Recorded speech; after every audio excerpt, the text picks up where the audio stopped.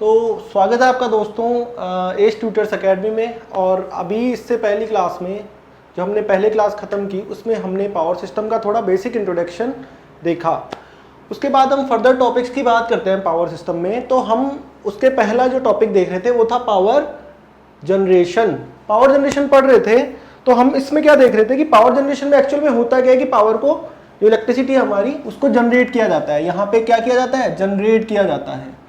ठीक है, अब मैं यहाँ पे इससे पहले एक सिंगल लाइन डायग्राम क्या होता है, आप इस चीज से वेल नोन होंगे कि सिंगल लाइन डायग्राम बेसिकली होता क्या है।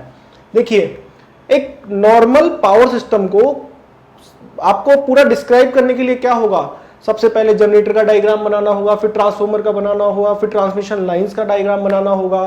तो बहुत बल्कि नेटवर्क बनेगा, बहुत ज्यादा बल्कि हो जाएगा। और आप 10 किलोमीटर की लाइन को एक बोर्ड पे कंप्लीटली ड्रॉ भी नहीं कर सकते। ठीक है, तो उसके लिए एक सॉल्यूशन निकला और वो है सिंगल लाइन डायग्राम। बेसिकली ये होता क्या है, power network is a large network. Power network क्या होता है? बहुत बड़ा नेटवर्क होता है और उसे हम क्या नहीं कर सकते, एक ओरिजिनल डायग्राम में डिस्क्राइब नहीं कर सकते हैं। अगर हम एक ओरिजिनल डायग्राम में डिस्क्राइब करने लग जाए तो क्या होगा, शीट पे शीट बढ़े हम कंप्लीट कर देंगे और वो लाइन क्या नहीं होगी, ड्रॉ भी नहीं कर सकते उस लाइन को। सपोज कीजिए आपको लाइन डिजाइन कर रहे हैं, तो क्या होगा, उस लाइन में कहाँ ट्रांसफॉर्मर होगा, कितना वायर होगा, कितने किलोमीटर का वायर होगा, कितने किलोमीटर की डिस्टेंस पे आपको टावर देना है, आप सब कुछ स्क्रैच करेंगे।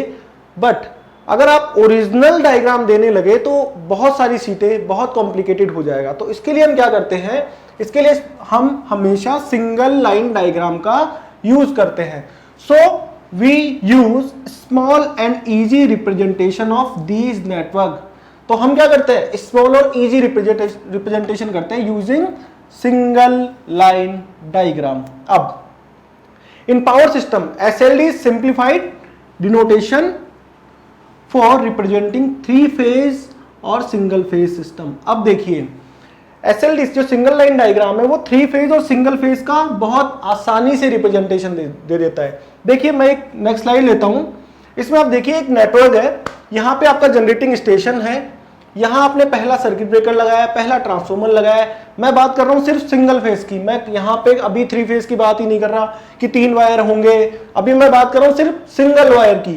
सिंगल वायर में बात करते हैं तो एक सर्किट ब्रेकर लगाया, एक ट्रांसफॉर्मर लगाया, ये ट्रांसफॉर्मर है आपका, फिर सर्किट ब्रेकर, फिर ये ट्रांसमिशन लाइन रही है, आपने ट्रांसमिट किया वो लाइन, फिर सर्किट ब्रेकर और ये ट्रांसफॉर्मर। ठीक है, देखिए 2 ट्रांसफॉर्मर को रिप्रेजेंट कराने के लिए मुझे बहुत पूरे बोर्ड में कंप्लीटली मुझे ड्रॉ करना पड़ा। तो सोचिए आप इतना बल्कि नेटवर्क अगर ड्रॉ कर रहे हैं तो आपको कितना ज्यादा कॉस्ट, कितना ज्यादा टाइम, कितना ज्यादा ड्राइंग स्किल्स चाहिए आपको। तो उससे बेटर है हमें कोई एक मेथड जो कि सिंगल लाइन डायग्राम के थ्रू हम इजीली रिप्रेजेंट कर सकते हैं। देखिए, अब मैं बात करता हूं सिंगल लाइन डायग्राम की। एक सिस्टम जिसका सिंगल लाइन डायग्राम में ड्रॉ करके दिखा रहा हूं आपको। तो एक्चुअल में इसमें है क्या, देखिए जनरेशन सेक्शन है ये। वहां पे क्या हो रहा है, आपका जनरेटर क्या कर रहा है, इलेक्ट्रिकल एनर्जी को जनरेट करवा रहा है। और मैंने बताया वो कितने वोल्ट पे जनरेट कराता है, 11 kV पे। रेंज कितनी होती है, 11 to 33 kV। ठीक है, इतनी रेंज वेरिएबल कर सकती है। ठीक है, ये हो गया हमारा जनरेटिंग सेक्शन। हमने लिया सर्किट ब्रेकर। देखिए, पावर सिस्टम की बेसिक डेफिनेशन में आपने क्या पढ़ा था कि it is a sequential representation. क्या है, सीक्वेंशियल रिप्रेजेंटेशन है किसका, इलेक्ट्रिकल इक्विपमेंट्स का। इलेक्ट्रिकल इक्विपमेंट्स से क्या है, sequential representation to generate electricity, to generate power, to transmit power and to distribute power and utilize the power. Means ये क्या है, सिस्टमैटिक रिप्रेजेंटेशन है जो एक सीक्वेंस में जुड़ा हुआ है। हर सिस्टम एक दूसरे पे डिपेंडेंट है। ठीक है, अब देखिए यहां पे आपने सर्किट ब्रेकर लिया, पहला सर्किट ब्रेकर। देखिए, अब मैं यहां बात कर रहा हूं सिंगल फेज सिस्टम की। सिंगल फेज सिस्टम में मैं एक वायर की बात करूंगा और एक ही पूरा ट्रांसमिशन देखूंगा। अगर अब SLD का सबसे मेन जो बेनिफिट है वो क्या है, अगर हम 3 फेज ड्रॉ कर रहे हैं तो हम यहाँ पे 3 वायर दिखाते हैं। ठीक है, हम जो नेक्स्ट क्लास होगी उसमें हम एक 3 फेज का एक विजुअलाइजेशन डायग्राम हम देख के कंसिडर करके देख लेंगे कि 3 फेज में कैसा होता है। बट मैं सिंगल फेज का दिखा रहा हूं और ये कंप्लीट सिस्टम का है। तो देखिए दोस्तों, यहां पे मैंने सर्किट ब्रेकर लिया, एक फर्स्ट जो ट्रांसफॉर्मर है, जो पहला ट्रांसफॉर्मर है, उससे पहले देखिए मैंने बताया था जनरेटर किस फॉर्म में कनेक्टेड होता है, हमेशा स्टार की फॉर्म में कनेक्टेड होता है, क्योंकि हमें एक पॉइंट को हमेशा ग्राउंडिंग करके रखना पड़ता है। ठीक है, अब यहां पे मेरा पहला delta to star to delta transformer, पहला कौन सा हुआ, स्टार टू डेल्टा हुआ। ठीक है, और मैंने क्या किया, इसे स्टेप अप किया।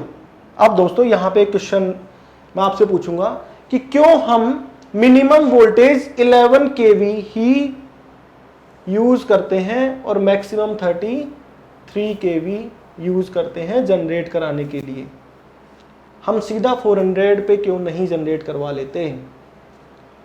अच्छा है, एक ट्रांसफॉर्मर की बचत हो जाएगी, ऑब्वियस सी बात है। एक ट्रांसफॉर्मर की अगर बचत हो जाएगी तो सोचिए हर एक लाइन में एक ट्रांसफॉर्मर खत्म, यहां पे 400 भी सीधा जनरेट करा लो।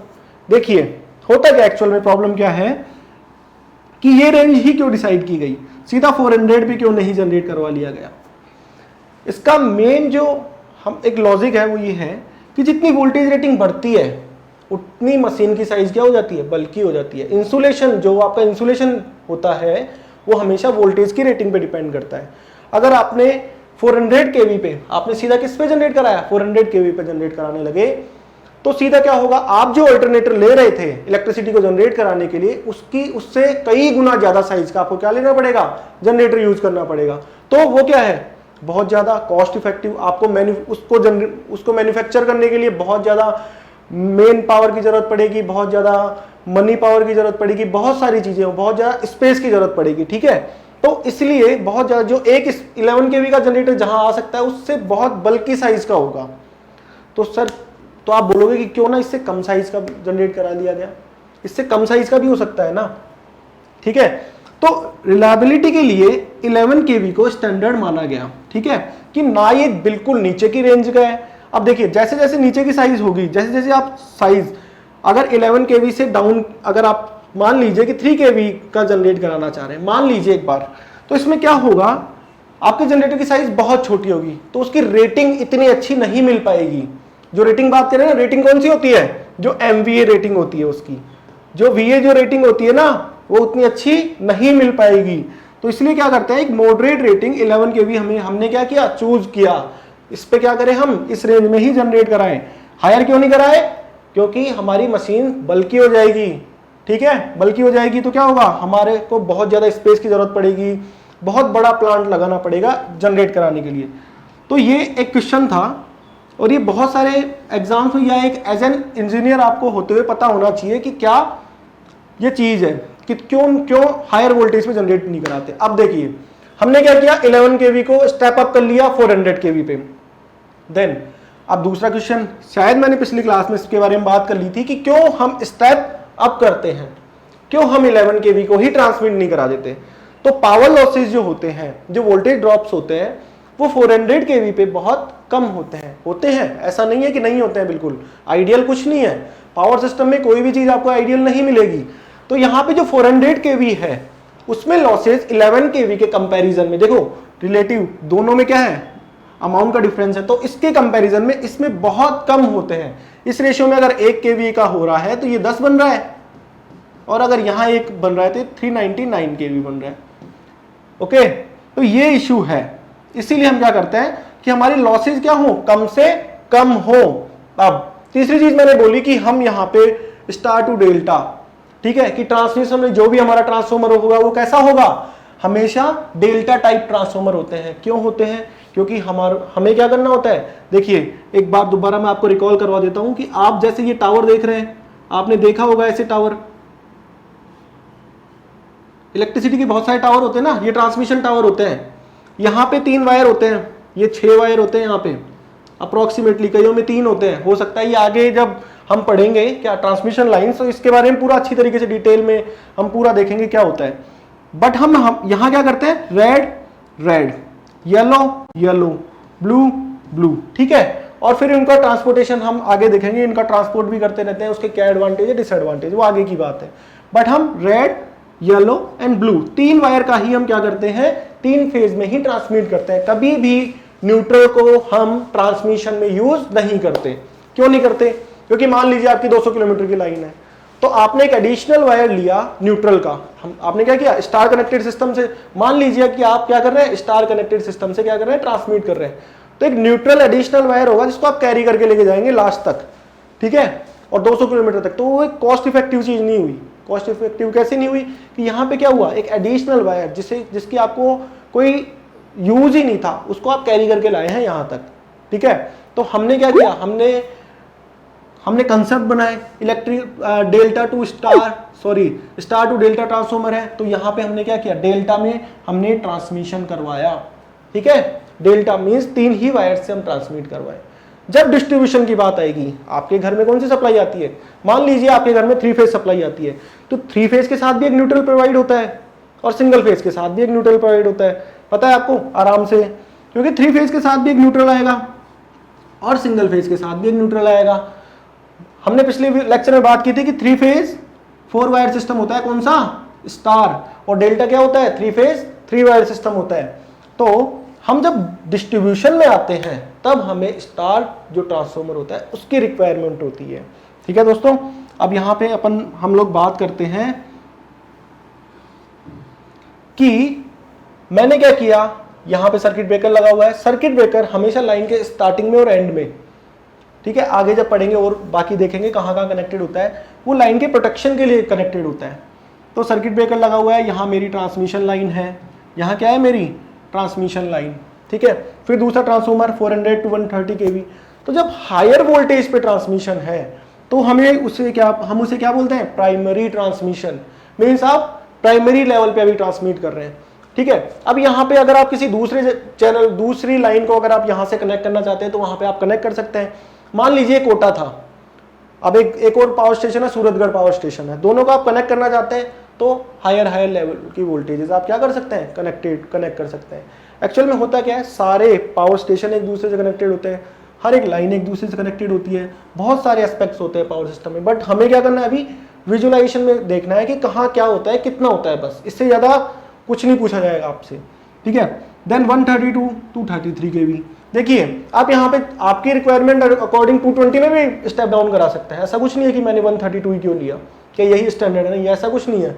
आप यहाँ पे 765 पे भी करा सकते थे, यहाँ पे 400 करा सकते थे, कोई इशू नहीं है, ठीक है। ये मैंने मेरे तरीके से समझाने के लिए लिया है। आप यहाँ पे सीधा, अगर आपको चाहिए था कि यहाँ पे आप यहाँ पे अगर सोचते कि आप यहाँ पे 220 में स्टेप डाउन करते हैं तो वो भी कर सकते हैं आप, ठीक है। तो ये हो गया आपका सेकेंडरी ट्रांसमिशन, मीन्स एक लो लेवल के वोल्टेज का ट्रांसमिशन। अब बात आती है इंडस्ट्री की बात आती है तो क्या होता है कि हमारी इंडस्ट्री डिफरेंट वोल्टेज लेवल पे वर्क करती है। सपोज कीजिए कोई माइनिंग इंडस्ट्री है जहाँ पे पत्थर इन चीज़ों का काम चलता है, कोई मील्स वगैरह हैं, तो वो क्या करती है, वो हायर वोल्टेज की रिक्वायरमेंट करती है कि हमें 3 फेज 440 वोल्ट या 400 वोल्ट से हमें कोई रिक्वायरमेंट नहीं है, हमें हायर अमाउंट ऑफ वोल्टेज चाहिए। हम उसे हमारी अकॉर्डिंग हम उसे क्या कर लेंगे, स्टेप डाउन कर लेंगे, ठीक है। तो उन इंडस्ट्रीज जो बल्कि इंडस्ट्रीज है, जैसे सीमेंट प्लांट्स हो गए, स्टील प्रोसेसिंग प्लांट हो गए, इन सभी प्लांट्स में क्या होता है, एक हायर लेवल का वोल्टेज आता है और उसे कहते हैं प्राइमरी डिस्ट्रीब्यूशन, जो 33 kV के अकॉर्डिंग जाता है। देन दूसरा होता है 11 kV, जो मीडियम इंडस्ट्रीज होती है वहां पे जाता है कितना, 11 kV का वोल्टेज। तो ये क्या हो गया, सेकेंडरी डिस्ट्रीब्यूशन। और इसके बाद सेकेंडरी डिस्ट्रीब्यूशन में हमारा डोमेस्टिक, जितना भी हमारा घर का, जितना हमारे ऑफिसेज वगैरह जितने भी हैं वो सारे डोमेस्टिक में आते हैं, ठीक है। कमर्शियल जितने भी हैं जो 3 फेज पे वर्क करते हैं वो हमेशा सेकेंडरी डिस्ट्रीब्यूशन में आते हैं, ठीक है। मींस कहने का मतलब ये है कि जो प्राइमरी ट्रांसमिशन है वहां पे हायर लेवल पे आप वर्क कर रहे होते हैं, सेकेंडरी ट्रांसमिशन पे उससे थोड़ा रिड्यूसिंग लेवल, देन उसके बाद प्राइमरी डिस्ट्रीब्यूशन पे आप फर्स्ट जो प्राइमरी कस्टमर हैं आपके, आप उन्हें इलेक्ट्रिसिटी प्रोवाइड करते हैं। देन सेकेंडरी डिस्ट्रीब्यूशन पे आप क्या करते हैं, आप जो नॉर्मल डोमेस्टिक या मीडियम इंडस्ट्रीज और डोमेस्टिक कमर्शियल इन सभी को आप क्या करते हैं, इलेक्ट्रिसिटी को प्रोवाइड करते हैं। तो इतनी बात थी। तो सिंगल लाइन डायग्राम के थ्रू हमने क्या देखा, अब तक यही देखा कि हम जो एक नेटवर्क था जिसको रिप्रेजेंट करने में हमें बहुत बल्कि सा लगता, हम उसे एक प्रॉपर वे में और बिल्कुल अंडरस्टैंड कर सकते हैं, उसे आराम से समझ सकते हैं कि कितना कहाँ वोल्टेज अप हुआ है, कहाँ हमने ट्रांसफॉर्मर लगाया है, कहाँ हमने सर्किट ब्रेकर लगाया, ये सारी चीजें हम क्या कर सकते हैं, कर सकते हैं। ठीक है दोस्तों, आगे बात करते हैं हम कि वोल्टेज जनरेटेड एट 11 kV। देखिए ये है बुक की लैंग्वेज के अकॉर्डिंग, रेंज हो सकती है 11 kV टू 33। ठीक है, देन अब देखिए ट्रांसमिशन वोल्टेज, ट्रांसमिशन वोल्टेज कितना हो सकता है इंडिया में प्रॉपर में 765 kV, इस वोल्टेज पे आप ट्रांसमिट कर सकते हैं। 400 kV, 220 kV और 132 kV, देन 66 kV, 33 kV और 25 kV। ये एक स्पेशल एस्पेक्ट है, इसको मैं बताता हूं आपको कि ये क्यों इंपॉर्टेंट है। जितना रेलवेज मेट्रो जिस वोल्टेज पे ऑपरेट होती है वो ये वोल्टेज है, ना ये है ना ये है। हमेशा ट्रैक्शन सिस्टम जितना भी है वो 25 kV पे ही वर्क करता है, ठीक है ना 33 पे। अब ट्रैक्शन में एक यहाँ पे ट्रैक्शन की बात आई है तो यहाँ पे 2 वायर सिस्टम होता है सिर्फ, ठीक है। ट्रैक्शन में क्या होता है 25 kV पे वर्क करती है और 2 वायर सिस्टम होता है।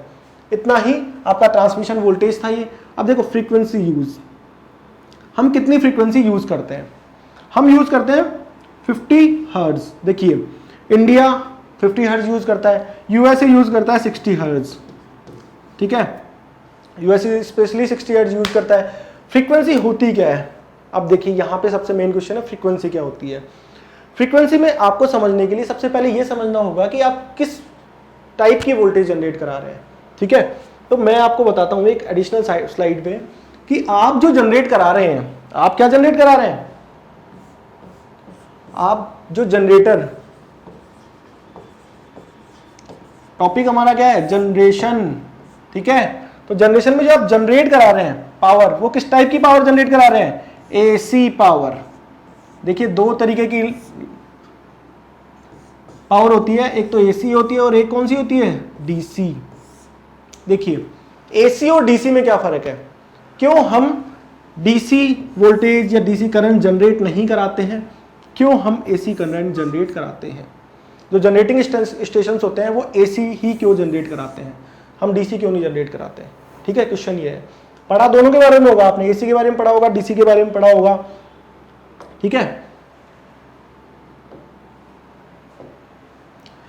तो देखिए एसी अल्टरनेटिंग करंट, एसी में क्या होता है, जो आपकी वेवफॉर्म होती है, सर ने आपको आराम से बताया समझाया होगा, जो आपकी वेवफॉर्म होती है वो साइनोसॉइडली नेचर में आपकी टाइम के रेस्पेक्ट में चेंज होती है। ये आपका टाइम है, मान लीजिए वोल्टेज की वेवफॉर्म बना रहा हूं मैं, तो वोल्टेज की वेवफॉर्म हमेशा क्या होती है, साइन के फॉर्म में कन्वर्ट होती है।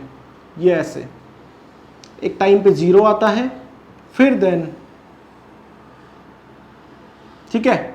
यहां पे एक छोटा सा आपको बताता हूं, फ्रीक्वेंसी कितनी ले रहे हैं 50 हर्ट्ज, टाइम पीरियड क्या होता है 1 फ्रीक्वेंसी, तो 1/50 कितना हुआ,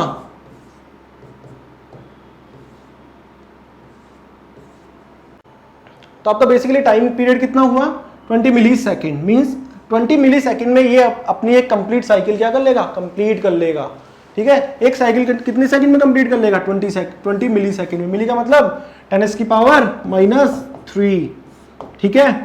देखिए हम बात करते हैं अल्टरनेटिंग करंट की बात करते हैं, वोल्टेज वेवफॉर्म की बात कर रहा हूं। वोल्टेज वेवफॉर्म हमेशा टाइम के रेस्पेक्ट में चेंज हो रही है, चाहे आप करंट वेवफॉर्म ले लीजिए, यहाँ पे आप ले लीजिए करंट की वेवफॉर्म, ये जो रेड में है वो करंट की वेवफॉर्म है।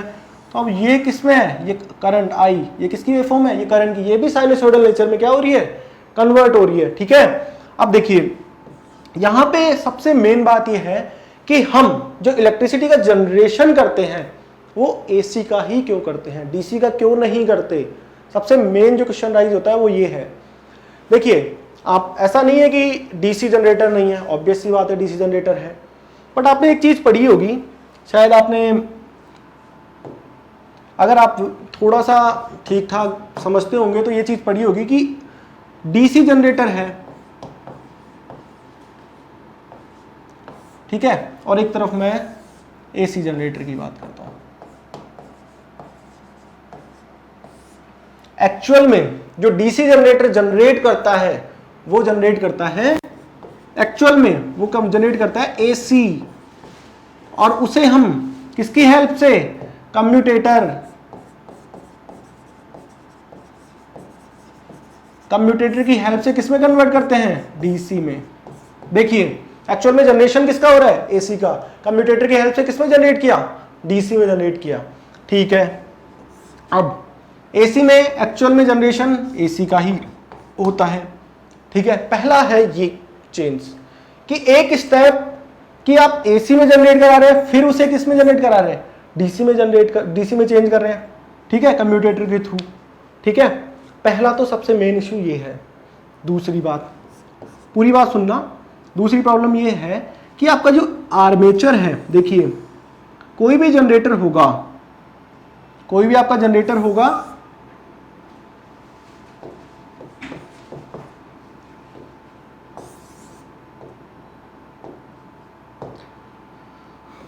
देखिए कोई भी आपका जनरेटर होगा, उसका आर्मेचर, दो तरीके की वाइंडिंग होती है उसमें। एक तो होती है आर्मेचर वाइंडिंग और दूसरी होती है फील्ड वाइंडिंग। तो जो डीसी जनरेटर है उसमें आर्मेचर वाइंडिंग कहाँ होती है? आर्मेचर वाइंडिंग वो वाइंडिंग होती है जहां पे हमारा वोल्टेज या करंट जनरेट होता है। जो रोटेटिंग पार्ट है आपका, सपोज कीजिए ये आपका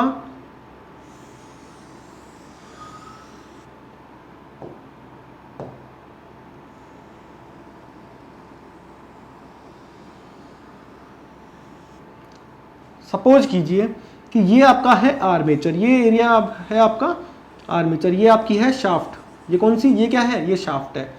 नॉर्मल बता रहा हूं एक बार, इतना मशीन नहीं कर रहे हैं हम यहाँ पे। जो आपकी आर्मेचर वाइंडिंग्स होती है वो रोटर पे रखी हुई होती है। आप इस बारे में थोड़ा सा पढ़ना कि जो आर्मेचर वाइंडिंग होती है डीसी में वो होती है रोटर पे। रोटर होता है रोटेटिंग पार्ट। अब वहां पे जनरेट होती है एसी और उसको हम चेंज करते हैं कम्यूटेटर की रेस्पेक्ट में डीसी में चेंज करते हैं। देन हम उसे क्या करते हैं? फर्दर प्रोसीड करते हैं। ठीक है, मींस यहाँ आपके 3 कम्यूटेटर होंगे, अगर यहाँ पे आपके 2 कम्यूटेटर होंगे और फिर आपको यहाँ पे मिलेगी डीसी सप्लाई। जनरेट क्या हुई थी? एसी, फिर यहाँ पे आपने क्या? एक स्टेप कम्यूटेटर। ठीक है, यहाँ पे आपका है कम्यूटेटर, फिर आपको मिला डीसी। ठीक है, अब रोटेटिंग पार्ट पे अगर आप higher amount of voltage generate कराते हैं, देखिए आपका आर्मेचर कहाँ है? रोटेटिंग पार्ट पे, और फील्ड कहाँ है? स्टेशनरी पार्ट पे। डीसी जनरेटर में एक्चुअल में बेसिकली यही होता है कि जो आपका आर्मेचर है वो रोटेटिंग पार्ट पे है और आपका जो फील्ड है वो स्टेशनरी पार्ट पे है। तो ये प्रॉब्लम क्या क्रिएट करती है? ये प्रॉब्लम ये होती है कि जो आपका हायर अमाउंट ऑफ अगर आप वोल्टेज जनरेट कराते हैं, सपोज कीजिए आप कितना वोल्टेज जनरेट करा रहे हैं? 11 केवी आप जनरेट करा रहे हैं। आप कितना? 11 केवी अगर आप जनरेट करते हैं तो उनमें स्लिप रिंग्स के थ्रू स्पार्किंग की प्रॉब्लम्स बहुत ज्यादा होती है। कम्यूटेटर आपने देखा होगा, कम्यूटेटर एक ऐसी डिवाइस होती है, ठीक है, ऐसा होता है कम्यूटेटर, उस पर ऐसे माइका की ऐसे छोटे छोटे सेगमेंट्स होते हैं। ठीक है, एक मिनट,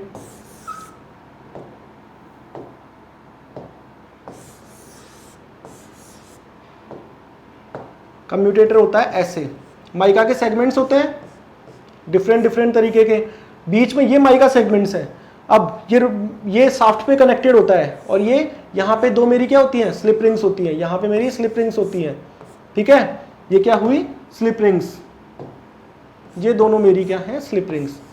तो आपका जो कम्यूटेटर है वो एसी को किस में कन्वर्ट करके दे रहा है? स्लिप रिंग पे डीसी में कन्वर्ट करके दे रहा है। अब अगर आप higher amount of voltage operate कराते हैं और रोटेटिंग पार्ट है ये आर्मेचर पे हायर, क्योंकि वोल्टेज तो ऑब्वियस सी बात है आर्मेचर वाइंडिंग पे ही जनरेट होगा। अगर आर्मेचर पे higher amount of voltage generate होता है तो स्पार्किंग की प्रॉब्लम, जो आपकी माइका का इंसुलेशन वीक होने लगता है, तो ये बहुत सारी प्रॉब्लम्स आना शुरू होती है। दूसरी बात, मैं यहाँ पे बोला कि एक एसी जनरेट होती है, फिर कम्यूटेटर के थ्रू डीसी जनरेट होती है। जो अपना ट्रांसफॉर्मर होता है, एक्चुअली ट्रांसफॉर्मर सिर्फ वर्क करता है एसी पे, डीसी पे वो वर्क नहीं करता है। वो आप मशीन में अच्छी तरीके से पढ़ेंगे कि वो डीसी पे क्यों नहीं वर्क करता है, एसी पे क्यों वर्क करता है। तो हमारा ट्रांसफॉर्मर डीसी पे वर्क नहीं करता है, सिर्फ एसी पे वर्क करता है। तो आपने सपोज कीजिए कि आपने जनरेट करा लिया किसमें? आपने जनरेट करा लिया डीसी में। तो डीसी में जनरेट कराने के बाद आप क्या करेंगे? उसे क्या फिर एसी में कन्वर्ट करेंगे? आपको एसी मिल रही थी, आपने कम्यूटेटर के थ्रू आपको डीसी मिली, डीसी जनरेटर पे, फिर हमारा ट्रांसफॉर्मर तो वर्क ही नहीं करता डीसी पे, तो हम क्या करेंगे, उसको स्टेप अप कैसे करवाएंगे, तो क्या फिर उसे एसी में कन्वर्ट करें। देखिए दोबारा बोलता हूं,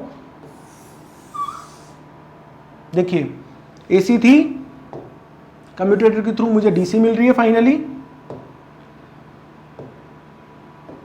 अब यहां पे क्या हुआ, ट्रांसफॉर्मर वर्क नहीं करता है डीसी पे,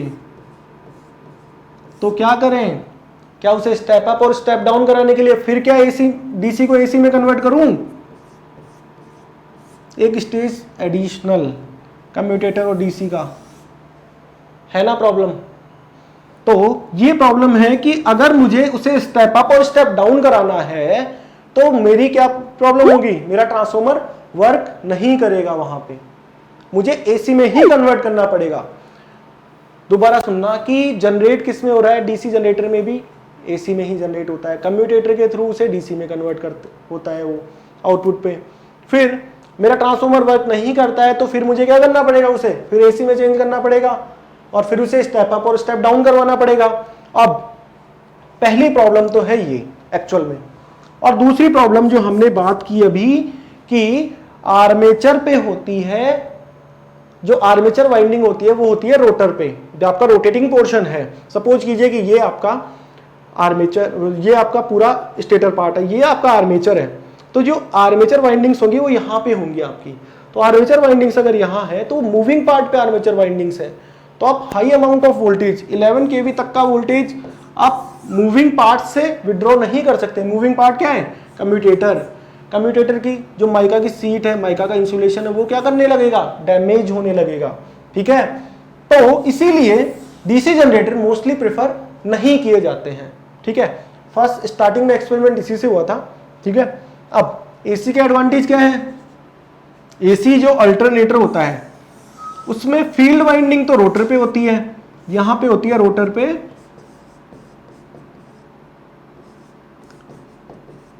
फील्ड वाइंडिंग, और जो आर्मेचर वाइंडिंग होती है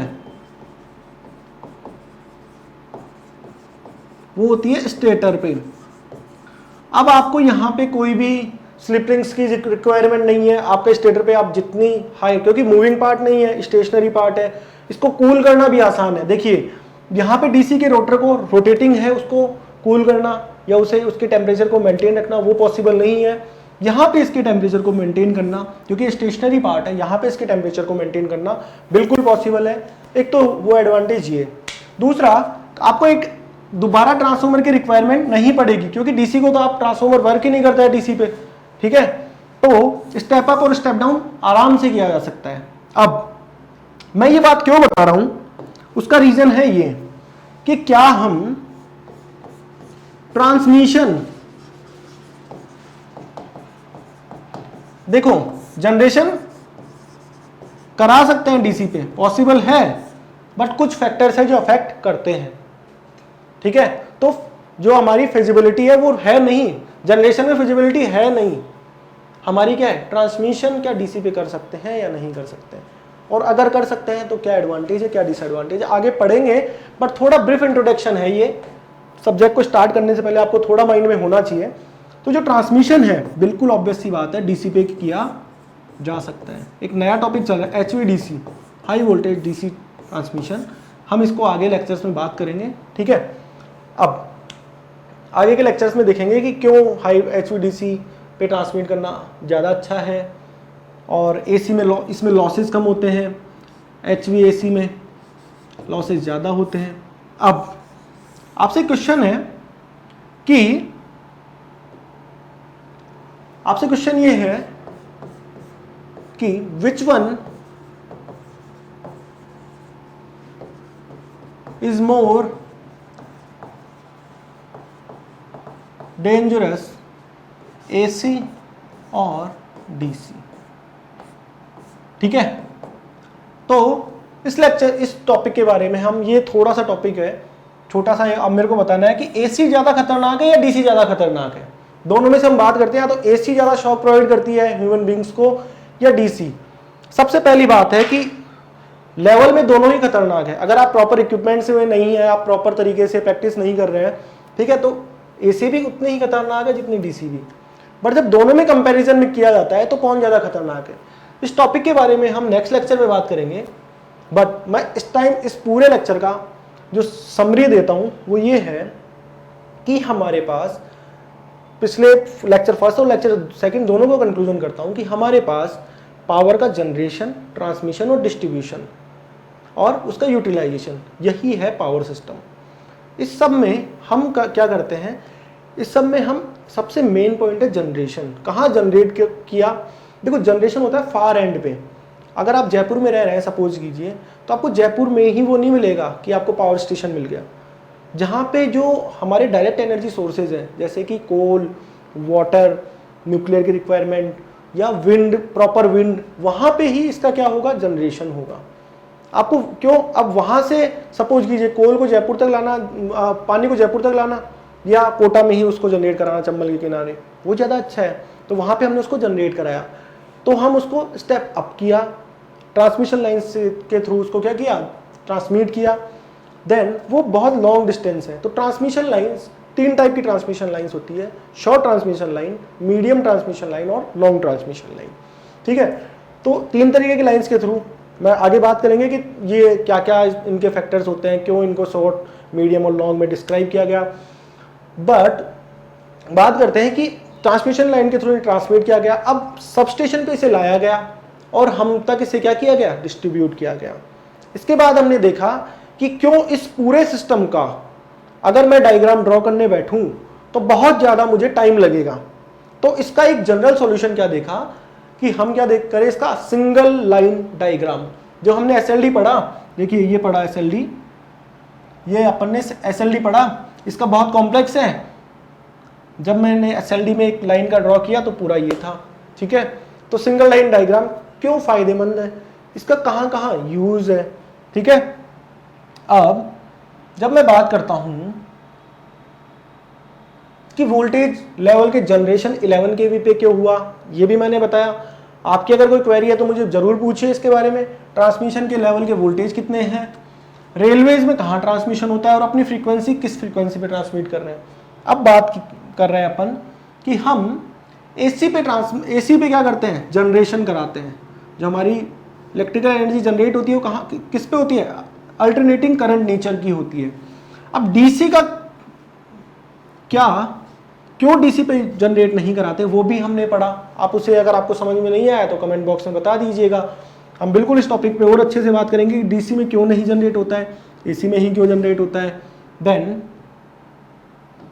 अब यहाँ पे इन दोनों का नेचर की, वेवफॉर्म की नेचर की बात करता हूँ कि टाइम के रेस्पेक्ट में चेंज होती रहती है और ये टाइम के रेस्पेक्ट में कांस्टेंट रहती है।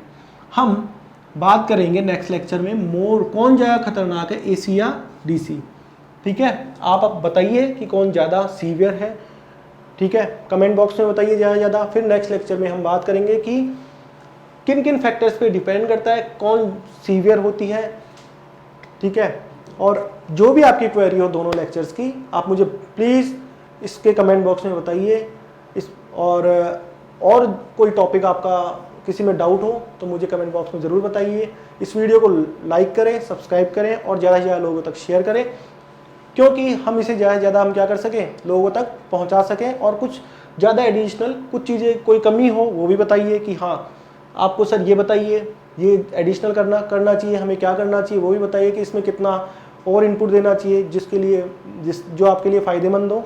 तो ज़्यादा से ज़्यादा लोगों तक शेयर करें और लाइक करें। Thank you.